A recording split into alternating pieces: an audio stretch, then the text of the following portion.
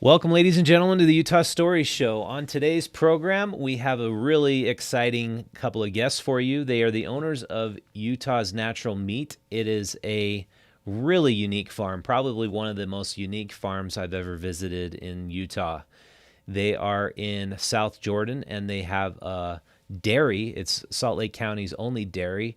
They also do all grass-fed beef and chicken. They do eggs, and they just have wonderful products. Their milk is just out of this world, creamy, delicious. It's almost like you've never tasted milk before. And when you've tried their milk, it's just, it's almost like a completely different product. And so they're going to be on the program answering questions about our factory farm model that we're living under and how we could change our food. We'll talk about the supply chain disruptions we've had in the meat industry and how family farms are really a big solution, could be a big solution to future problems that we might have with factory farm production and future pandemics if that happens. So I want to tell you the sponsor of this podcast is Canyon Meadows Grass-Fed Beef. They're located in Altamont, Utah. We're going to visit Canyon Meadows Ranch. We couldn't go this week, and we are about to come out with our farm issue of Utah Stories. If you know Utah Stories magazine, every June we have our farm issue to encourage people to support farmers markets. It's a big part of what we do. Canyon Meadows goes to farmers markets and sells their products there out of big freezers, and they have amazing products. And their model's different than the guest on our program today, in that they have a big pasture farm in Altamont, Utah. But if you haven't tried pasture-raised beef, go give Canyon Meadows a try. You can visit them online at cmrbeef.com. They are running out as well. It's hard to find grass-fed beef or any good beef for that matter anywhere because people have been hoarding it to a degree, but the prices have also gone way up. So visit them at CMR Beef and enter offer code UT Stories. So Shayn and Shanna, thank you for being on the program. Yeah, you're welcome. So when the pandemic hit, did you almost immediately see customers wanting to really stock up and just fill up their deep freezes with as much meat as they could? Or what was the impact you guys saw? Um, it was kind of a multi-phased impact, I think I would say. Kristen can pitch in there, but pandemic was part of it. The earthquakes in Utah spurred it on. It was like every time we had a tremor, the sales would boost. So, Wow. and I think a lot of people are just fearful and they want to put their fear into food. Somehow that will save them. Yeah.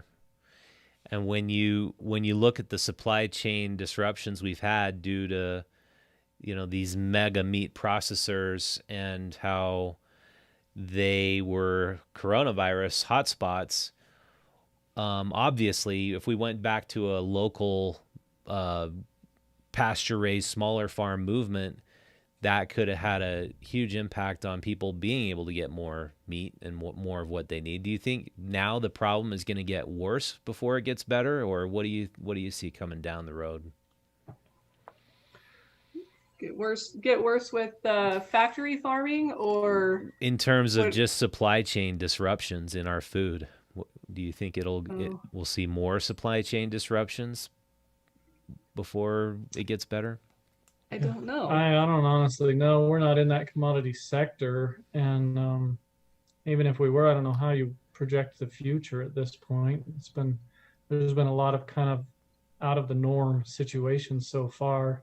Um, I know for us, we don't really see a problem with our farm because we have the livestock and we have an on-farm butcher shop, so we have the ability to cut and wrap and cure and smoke and season everything right here. Oh wow. What we get short on is time, just because we've had so many orders and trying to keep up with the demand lately. We've just had to take a little bit longer to be able to get that meat to people. But we haven't seen really a problem or a hiccup in what we're doing right now. Okay, so your biggest problem is just finding the time to actually process the animals and meet demand, I guess, huh?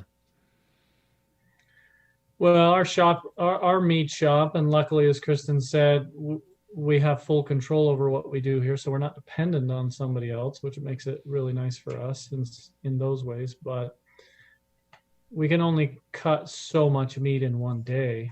Mm-hmm. We're not like a huge processing plant, so it limits how many animals we can turn around.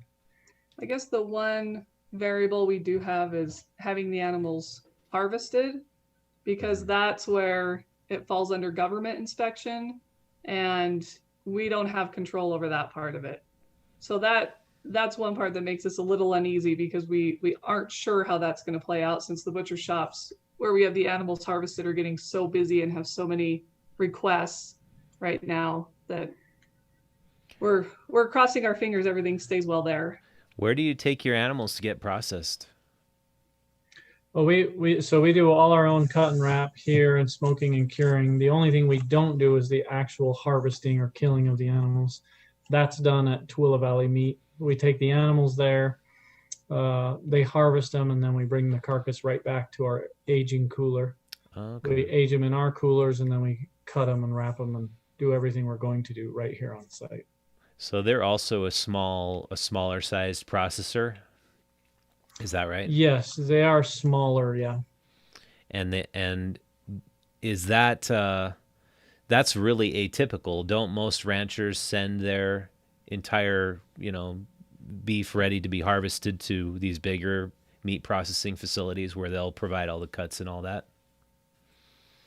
Yeah, I would even say further, most of them don't even get ready to butcher. Most of them are raising cattle up to a certain weight range, and then they sell them off to a feedlot that takes them and pushes a bunch of weight on them and then sends them to slaughterhouses. So they'll usually sell their cattle to feedlots, and then the feedlot will sell them on to the slaughterhouse, or how does that usually? Right. Or in some cases, the slaughterhouse owns the feedlot, so they're one and the same. But most big ranchers are just selling cows off to feedlots. Yeah. So did you guys ever operate under that model, or have you always been unique? So I'm the fifth generation in my family to run the farm, and in previous years, we would always sell some animals direct to consumer, but there was never enough market for that. And so usually we just sold some through the open auction. Yeah. And you can't really determine where they go when you sell them that way. But And an open we've auction changed our model. We've been doing this now. How long has it been? 10 years this month. Yeah. And you, no regrets? You never looked back after you made the switch? No, I wouldn't say we ever looked back. No, I mean, we like our animals enough. We want to know where they're going, and we like control of that, and we like selling direct to people. It has certain challenges that come with it, but no, I wouldn't say we'd look back. No. Why aren't more people doing what you're doing? I always hear about the struggling American farmer, and why don't more of them just change over to the model that you guys are operating under? Well, that's a tough question to answer. There's a lot of facets to that. I mean, why don't people accept change in general? You answer that question, and then we can talk. But Yeah. the dairy industry is probably the best example I can give. They've done things the same way for so long, since pasteurization came to milk in the early 1900s, that, I mean, that's like turning a train around. You can't move that group. It's too heavy. It's too big. They're too set in their ways. And so they feel like everybody else should conform to them instead of adapting to a changing society and their needs. So I would say that's probably one of the biggest. They're multi-generational, and they're just used to having these massive operations if they've survived that long. Right. And because I visited Bateman Dairy, and it's extremely well-run operation, and it's incredible to see a dairy that size. I think it's 7,000 head. But their combines and things like that, they're easily $1 million, and their staff is so huge, and all their machines are millions and millions of dollars, and it's just so capital intensive, and you're trying to get every penny out of every gallon, and if the penny margins you've got shift by a little bit, you can lose millions of dollars. It just seems like a crazy amount of risk and so much. Like how do you sleep at night when there's so much at stake for earning just those couple of pennies on every gallon of milk you sell? Well, and the suicide rate for farmers right now is through the roof. It's insane. But the other factor I think that plays a big part in how farmers sell their product is the consumer. Yeah. Which sometimes as consumers, we don't want to take responsibility for that. The fact of the matter is, when you do all your shopping based on the lowest prices, you're choosing how people farm. Exactly. Yeah, you are. I think people don't necessarily see it that way, but you are making the choices of how animals live, how they're raised, how they're processed, and the level of antibiotics and hormones that are put in them every time you buy something at the store or a convenience store. And I think a lot of people just don't see it that way, do they? No, and one of the unfortunate things I think about the United States is that in the US, we pride ourselves on how cheap our food is.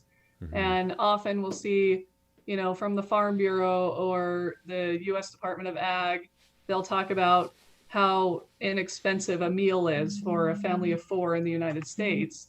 And there's a reason that the food is so cheap, but no one's looking into why. It's someone's not getting paid what they should be for the food that they're growing along the way.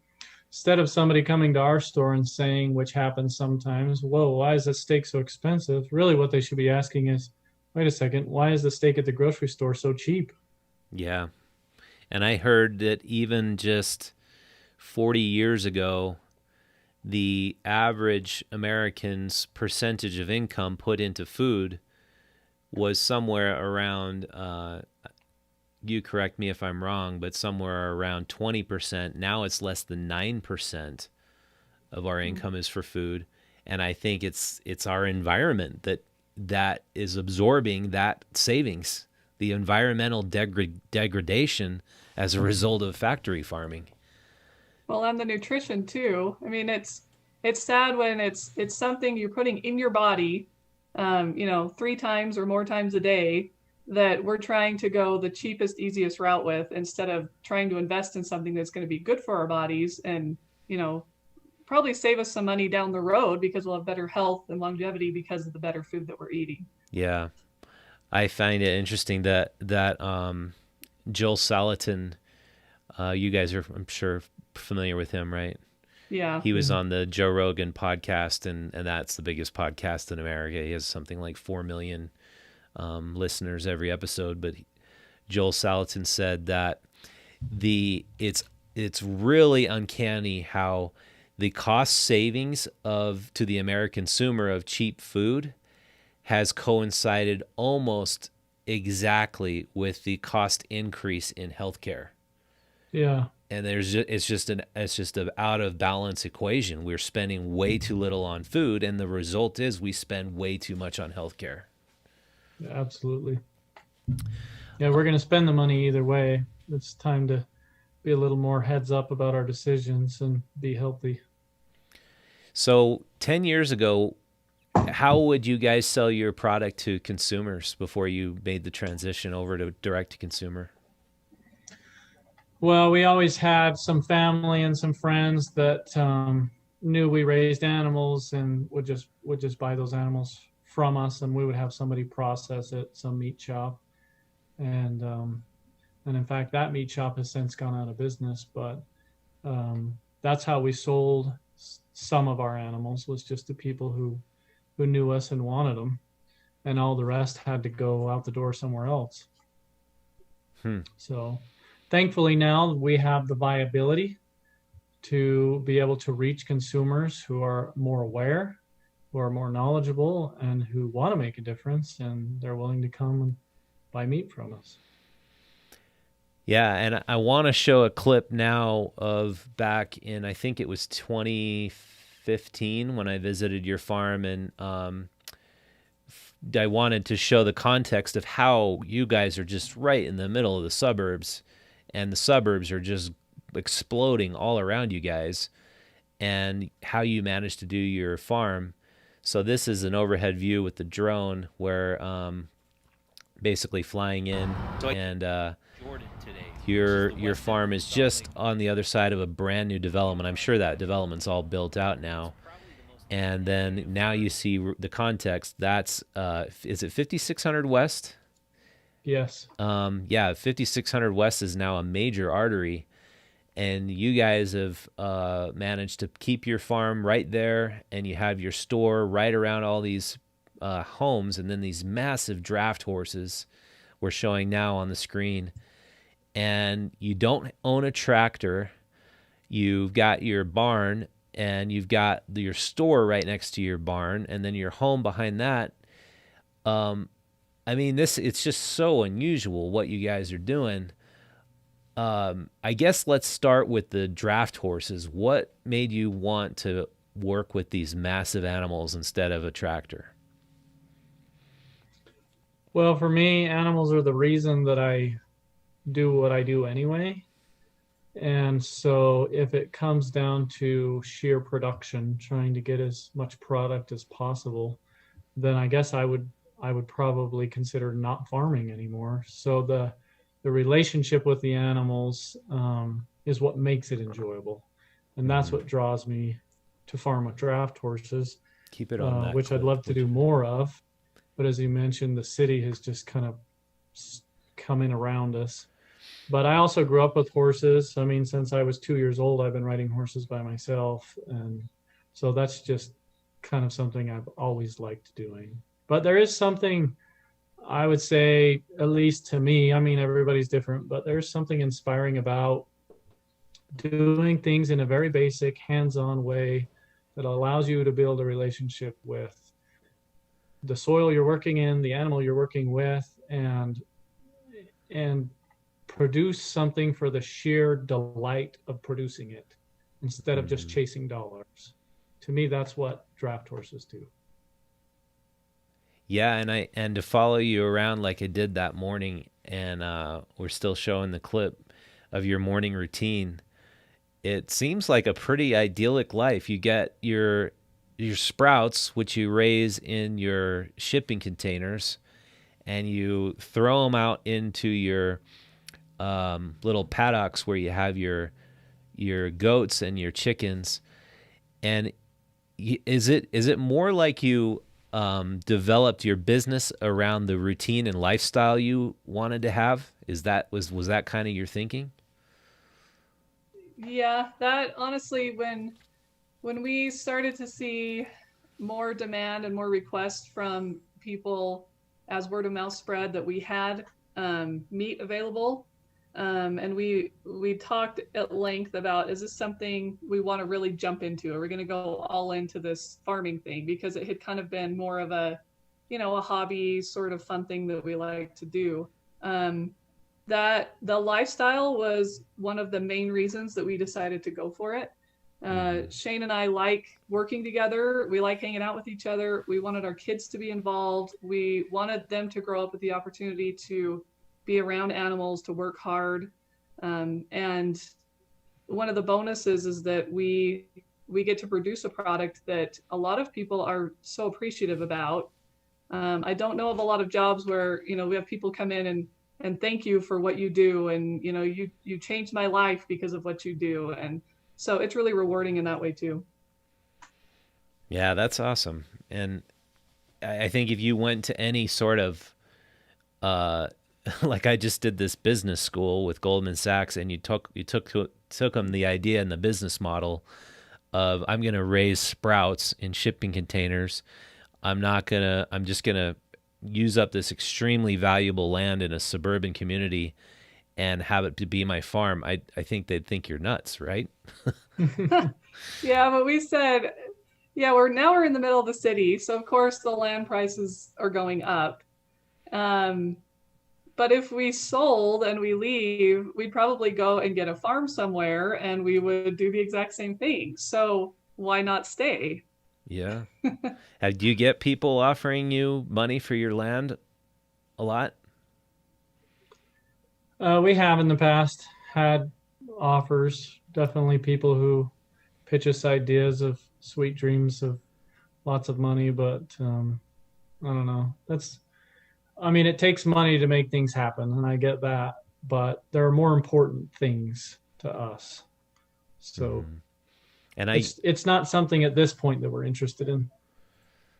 that's great. And I would imagine your neighbors probably love having you there, but I would think maybe the city would love to have a bigger tax generator in that space. Do you feel that kind of pressure?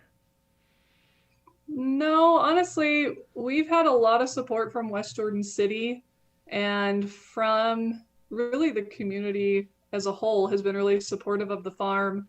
If there's ever been a problem, it's been encouraging to see the community come alongside us to rally with us and to help out and ask what they can do. Hmm. Um, we have had a couple neighbors who haven't been overly thrilled with what we're doing. I mean, there are neighbors who would rather develop because they want to develop their property, but it's just not something that we're interested in right now. But yeah, overall, the city has been great about working with us and helping us and been really supportive of everything. That's awesome. That's really great to hear. We've been covering ongoing disruptions that the Cook family farm has had in Vineyard, Utah, which is actually the fastest growing city in Utah.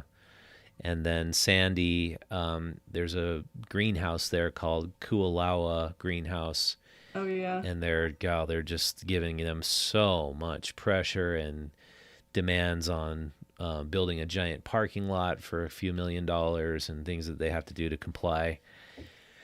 And it's unfortunate when the city just doesn't want to have a farm in the place that it's in. But I guess they really understand you guys are a huge asset, both in the terms of the food you provide, but also I think the whole experience of like visiting your farm and seeing how these animals are raised. You I guess you get a lot of people who just come out and want to see the animals, right, and see your farm. Yeah, we do. Yeah, we have a lot of people that come out, especially right now where people are not able to get out as much as they normally would. That they Hmm. like to come out and see the animals. And we just opened a goat dairy. It's been our latest project. So the kids love to come see the goats and all that kind of stuff. And we like having them here. I think that's what keeps farmers honest, is being upfront and open with their customers.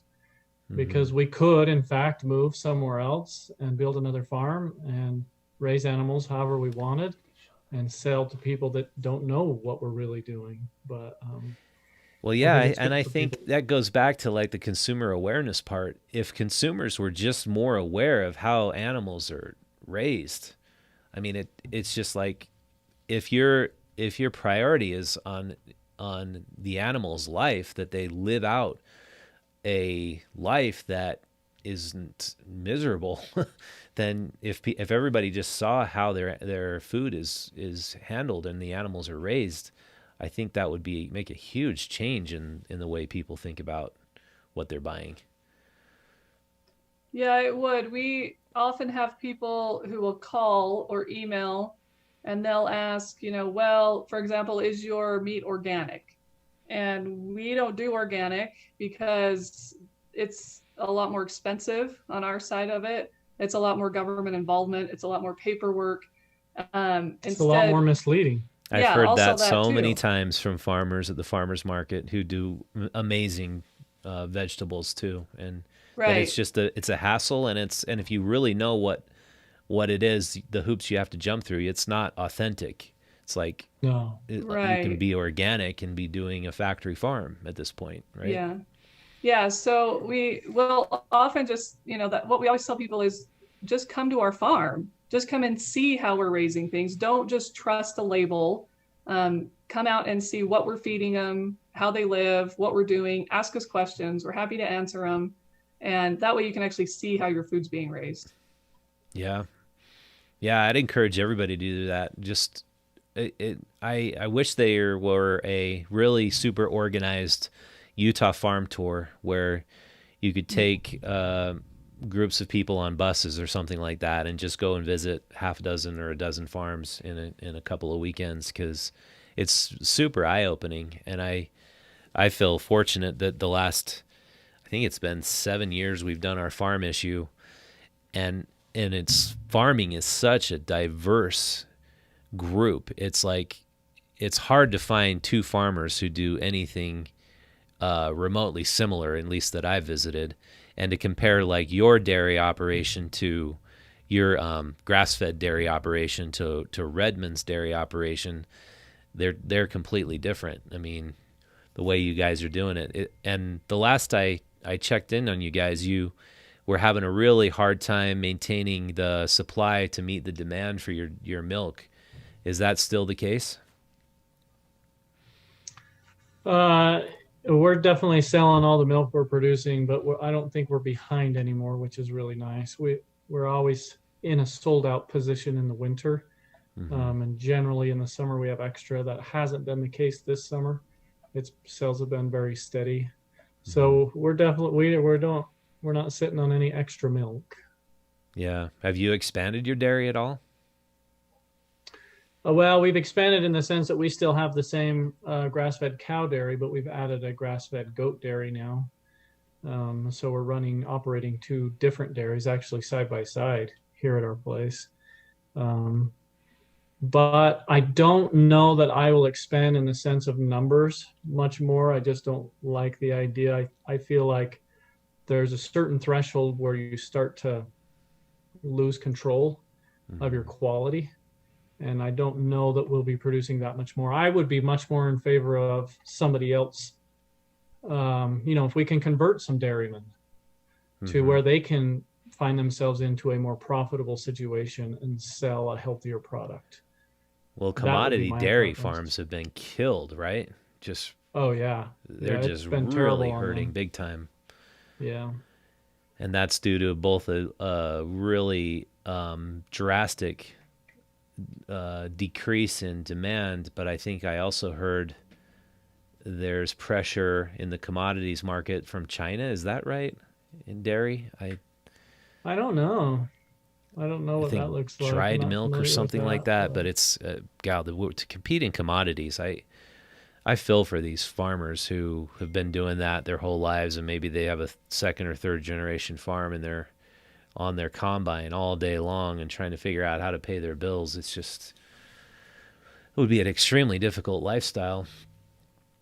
And absolutely.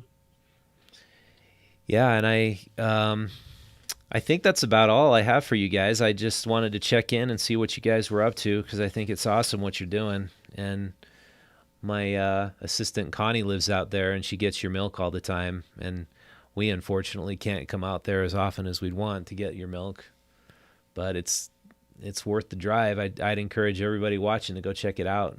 It's an awesome place.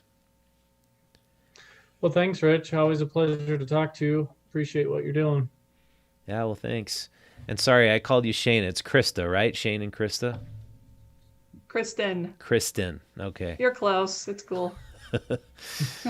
Yeah, we're doing a story on Red Acre Farms, and I know you spoke at their conference last February.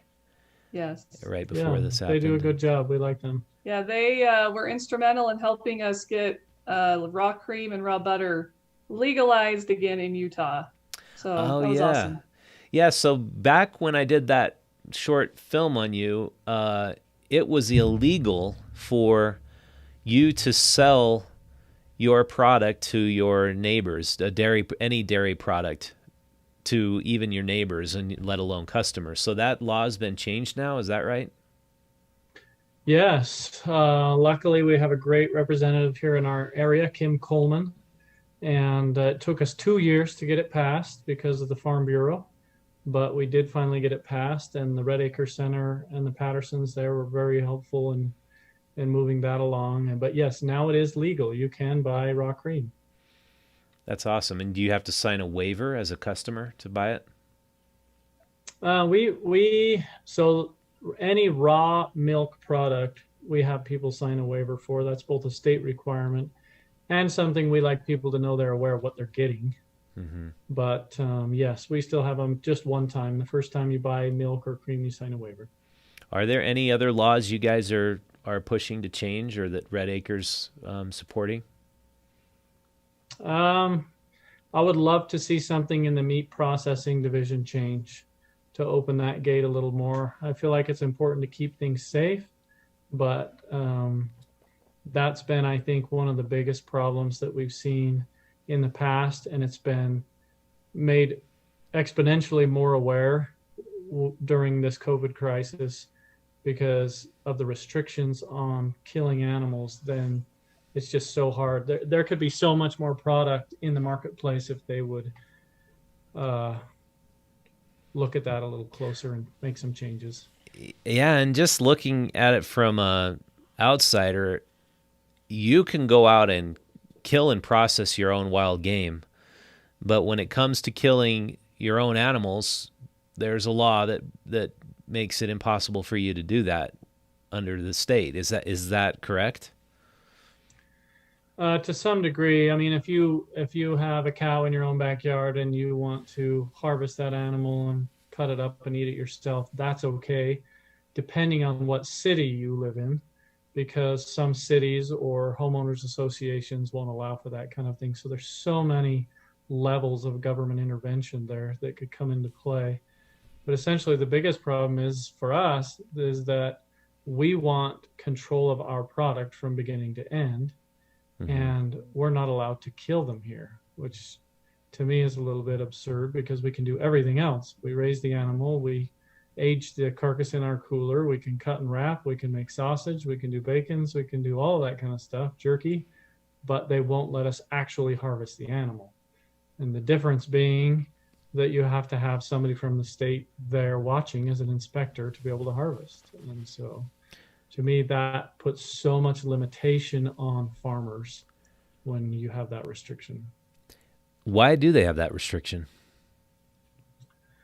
Well, to me, it comes down to control. I think the government would tell you that it's consumer safety. Mm-hmm. We're able to hide a lot of control in the name of consumer safety, because if we tell people that we're keeping them healthy, then they'll relinquish a lot of their liberties and not be educated on what's really going on. But essentially, that's what I feel like it is there has to be a safe way of getting food out there in a more open system. Do you think that so four massive multinational corporations control 80% of the meat processing in this country? Do you think that there is a lot of reluctance on those four companies and perhaps campaign contributions that they give to our politicians that prevent the law from changing? Oh, I'm sure. I mean, there's been a national, what's the national? The Prime Act. Prime Act, are you familiar with that? No, I'm not. So that's on a federal level. They're trying to pass that. And I forget, it's a senator that's sponsoring that bill, isn't Thomas, is it Massey? Thomas Massey? Oh, I think I did hear about that. Just to address the current problem we have right now with all these ranchers who have all this meat that they can't send to processing. Yeah, he's had this bill for a while, but he's all of a sudden gaining traction with it because of what's going on. He's been trying to do it for some time, mm-hmm. but now all of a sudden he's turning people's heads. But yeah, that's I think some opposition he's been reaching is anytime you start playing in the big boys marketplace, they don't like it. Mm-hmm. And that's pretty much what you found in the dairy industry when you opened your absolutely little dairy. Yeah, if it wasn't Big Dairy's idea, then it's a bad idea. That's just the way it is.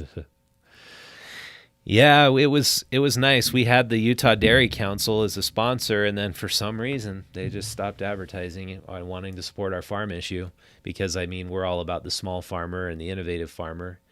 because we feel like we can definitely improve our food quality and the way it's supporting. I mean, the whole problem I see, the big picture problem I see in commodity-driven factory farm model is these multinational corporations are essentially sucking the lifeblood out of rural communities.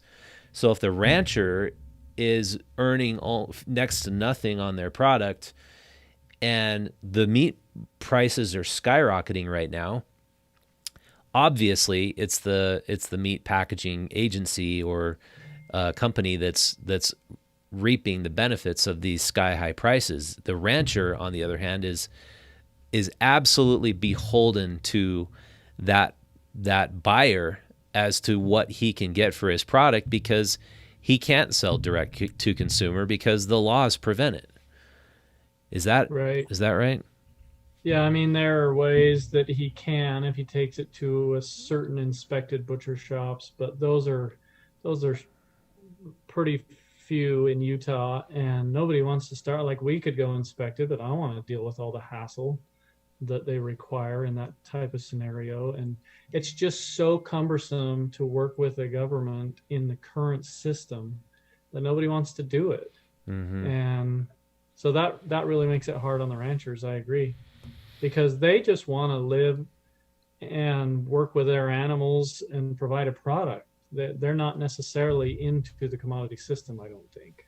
So a great option for them would be to sell direct to public. Yeah.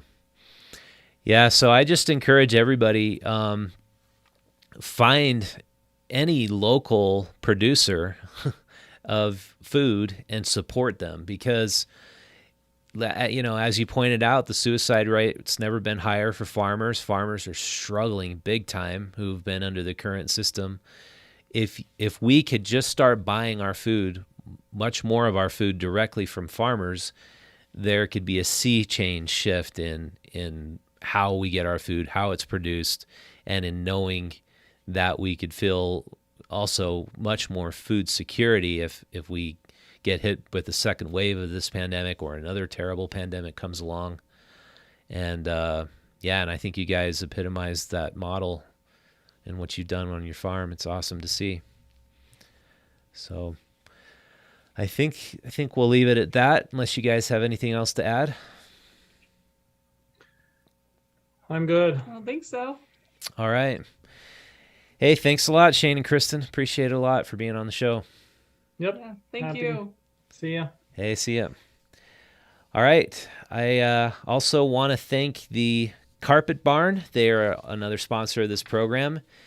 If you haven't visited the Carpet Barn and their giant warehouse in South Salt Lake, you need to poke your head in and just take a look. It is seriously one of the coolest places you can go to buy carpet, and they have amazing selections of overstocked carpet and overproduced carpet, where they've basically gotten this huge discount on it, and they sell it to the public and pass those savings on to the public. Go check them out. Google Carpet Barn. They're in South Salt Lake. It's one of the best places you can go, and it's a family-run operation. And, carpet your basement like we did. And I think that wraps up this episode of the Utah Stories Show. Our producers of the program are Tyler Bond, Connie Lewis, and Golda Hukic Marcosi.